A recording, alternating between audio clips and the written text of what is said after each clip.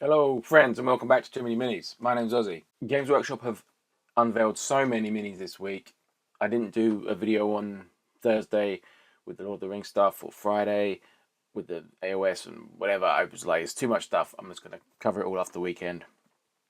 I'm sure you've all seen it all already, but I just wanted to drop my thoughts on all the many things that they showed off this week. The first thing they showed off was Argadir for the Arnor faction in Middle-earth.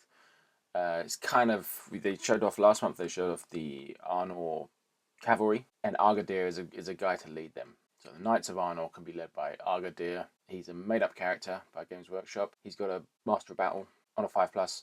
He's got Expert Rider, Defense 7, Fight 5, 2 attacks. Only 2 attacks. He's like a slightly better captain. So we'll see what points he comes out at. But people are excited about it. People feeling good about Arnor. I'm guessing we get the metals back. I think this is all we'll see for Arnor. And we'll see some Angmar stuff next. And we'll get some info on the supplement. And it will take in the plastic elves and Glorfindel that we had before. And there'll be something linking them. That's my guess on it. We'll see. It's not a supplement that I'm thrilled about personally. Lots of people are pleased about it. I'm a War of the Ring guy, that era. I'm not so thrilled about the earlier stuff, but it's support for the game. That's great. Let's get it. This Argadir miniature is good. No complaints there. Some people saying it would make a great conversion for Forlong on horse. It's got the war spear. Then they unveiled the Skaventide box set. So it's a new launch box with 74 minis, the core rules, cards, and a board for playing the Spearhead mode, and then another full book of the Spearhead army lists and profiles for all the factions. 24 Stormcast models and 50 Skaven. The Stormcast is led by this Lord Vigilant on Gryffstalker, a pretty impressive model, centerpiece. And the Lord Terminus, now I really like this guy. Not only does he come with one of these Memorians, that's what they're called, he comes with one of these Memorians and he's just an impressive model. He's a bit darker in tone than previous Stormcast. Is the great trailing flame look to his supergiant axe. He's got various magic spells attached to him. I think he looks great. His attendant with his flaming scales of justice is great too. You've got the Lord Veritant, who again I really like. Blindfolded guy with a Griff Crow.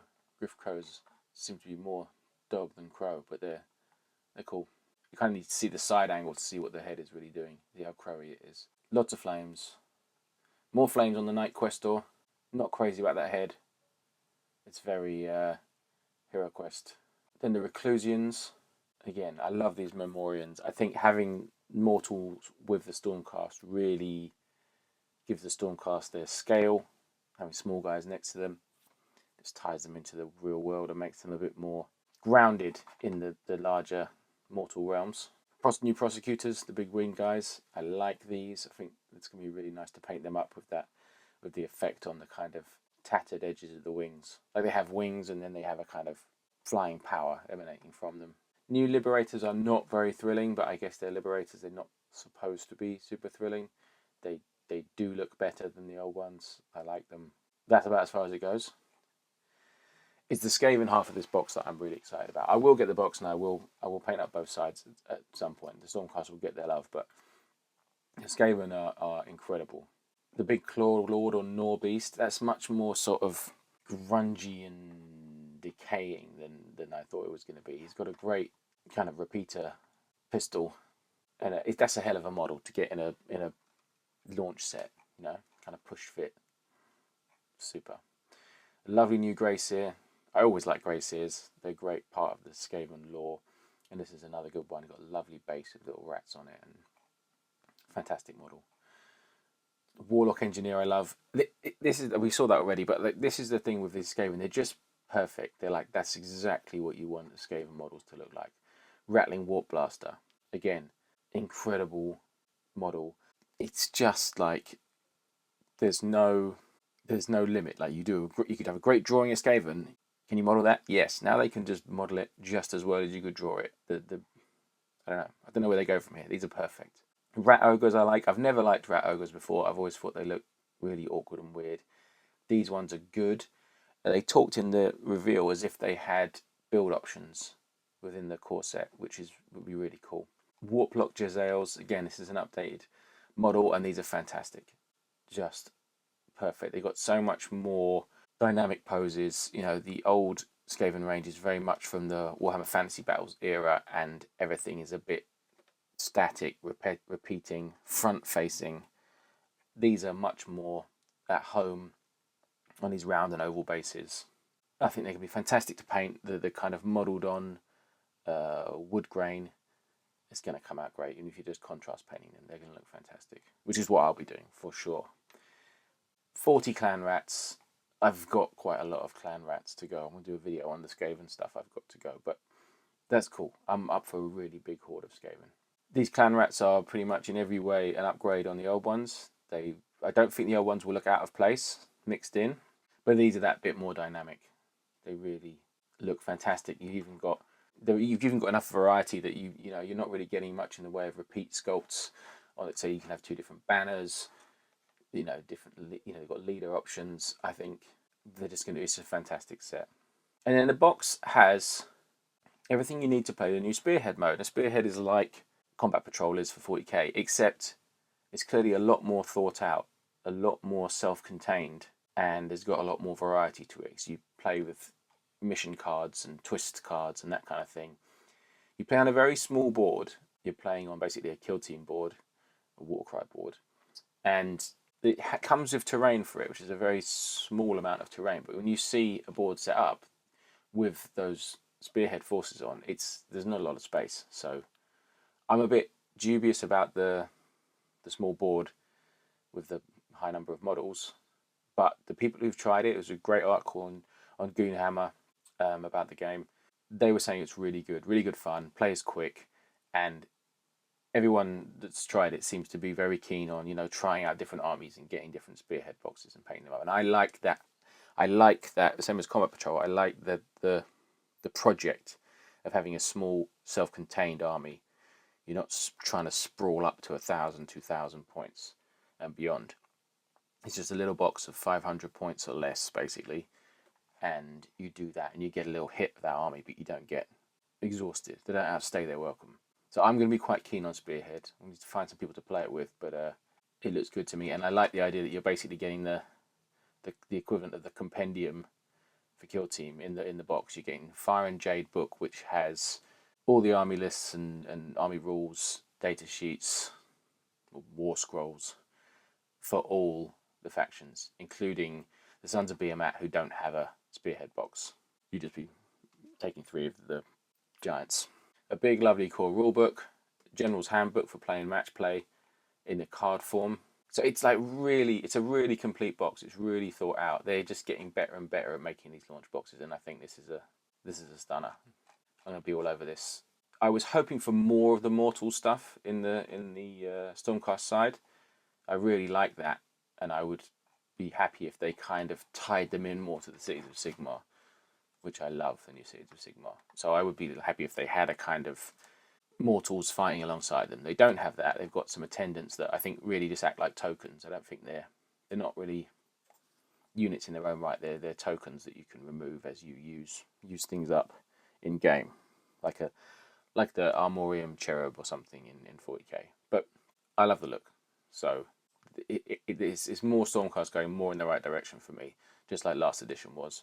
And they've gone from being an army I just didn't like at all to being an army I actually quite fond of. But the Skaven is top tier. Absolutely. One of the best things Games Workshop has going as a faction in all their games is Skaven, in my opinion. There have been Ratmen in other things, but they've really fleshed them out in Warhammer, and I think they're fantastic. And I was already planning to do Skaven. Started on my Skaven, and I will be going headfirst into that box. Can't wait. Probably don't have to wait long. Should be out in June. Then they gave us a bunch of 40k sci-fi reveals. They had a new Canoness with jump pack for the Sisters of Battle. I think that was a needed unit, but it's obviously another one of these factions that feels a bit like they're not getting much. Tau got all the Kroot stuff. Obviously, Marines and Tyranids have had a big release, but we're seeing lots of factions just get one model in the Codex, which is a bit dry. They've got a Battle Force to go with it, It's a kind of jump pack themed one. And then they've got a new combat patrol, which is very infantry based. It's probably not as exciting as the last one, but it's maybe a bit more practical because it has full unit sizes, whereas the last one was those old launch sprues. It didn't quite have the right size of units. Anyway, this is a solid model, the Canoness. Now my Genestealer Colts similarly just got one character model, and they really don't need more character models, but it's nice. It's a nice model. The Benefictus big brain psyker, lovely power staff, nice looking codex, and what I think is a pretty good battle force, because it's got Genestealer, pure strain Genestealers in it, and 2 trucks. You get the new Benefictus 10 neophytes and 5 aberrants. I've probably got enough aberrants. I don't know. I might pick one up. Do I need more? I've got plenty to paint. Not sure. But I think it's a good battle force for an army that's expensive to start. Especially now it doesn't have its old combat patrol. Here's a new combat patrol. Again, I think it's a good combat patrol for existing players. You get Atalan Jackals and the Alpha Leader. You get a Ridge Runner, and you've got Hybrid Metamorphs. 10 of them. I think it's good for Genestealer Cult players or people who just want to play combat patrol mode. I don't think it's a great starter for the army, but then we'll see if they get what the kind of Jackal fast-moving detachment is like in the Codex, because maybe that will be a good way of running it, but it's not the basic troops in a way that the old combat patrol was. For the Heresy, they showed off the Mechanicum battle group and introduced the plastic Mechanicum models. Mechanicum is an expensive army to run in 30k with all Forge World resin, but they've now got a number of plastic kits. This battle group comes with 6 Thalax cyborgs in plastic. I love their heads. I don't love the mechs in general, but I love their kind of helmets. Tech Thralls, the sort of Frankenstein's monster zombies of the Mechanicum. And I think that's a fantastic plastic kit. And the more plastic human-sized troop kits we get for conversions and stuff, the better. Their torsos are fantastic. You want to put them on something else, or their helmets are brilliant. You want to put them on something else. So they just add to the collection of great plastic kits. And if you want to run Mechanicum, they're fantastic. And then you get this huge Triaros armoured conveyor, the transport, which is a bonkers-looking Art Deco steam engine of a troop carrier, and it's a really ornate plastic kit as well, because they've translated it from the resin. I don't think it's what you would have designed if you were designing a plastic kit, but it's fantastic for it. Looks great. Be nice to see them around the place. They're quite expensive in resin. I think they're well over £100. And then you get the big Castellax Battle Automata, and they are some very strangely outfitted melee dreadnoughts, really. It also comes with a transfer sheet, which I'll be interested to see what's on there. So that's a good little box, just like the Solo Auxilia battle group was, which I picked that up, and I've been chewing through that. They're also getting a big Thanatar siege droid robot thing. That's a biggie, and again the plastic kit making a huge saving on the resin, I'm sure. And then they've got a beautiful new Arch Magos Prime, fantastic model, really brilliant. And it's saying there'll be more in the coming months. So a good little plastic range for them. I don't think any of that's going to be irrelevant in 40k. I think they'll keep it to 30k. It's great stuff, and I think it really makes 30k more interesting when it's not just Marines versus Marines. So it's nice with the Solo Auxilia and now the Mechanicum to see more different stuff, because obviously you could always do them in resin, but boy was it expensive. They showed us some new stuff for Legions Imperialis, a new supplement. It's the second supplement for it. They showed off some little Sabre strike tanks. I love the Sabre in 28mm, in the full size. I think the Sabre's a fantastic little tank. And they've got some variations on the Sikaran. Solo Auxilia gets some new Limon Russ variants. That's not hugely exciting in my opinion. It's kind of stuff we've seen before, but with different loadouts. And the Sabre is very cute and small in full size, but in mini it's just kind of like a smaller Sikaran. It's not, I don't know. This is not really exciting stuff for me. Maybe the most interesting thing they revealed on the Saturday reveal was the new Necromunda box, Hive Secundus, Battle for Survival Beneath the Ruined Hive City. It's delving down under the destroyed second city of Necromunda. It was destroyed because it had a Genestealer cult infection, and you can go. You're taking teams of Vansar and Aura Spire hunters down into the depths to hunt Genestealers and retrieve Archaeotech and stuff. And you'll be fighting against these twisted Malstrain Genestealers who are interesting. They seem to have got a lot of love. I'm a bit middling on them. I don't know. They're kind of weird, super weird, but not in a particularly lovely way for me. But it's just interesting, you know.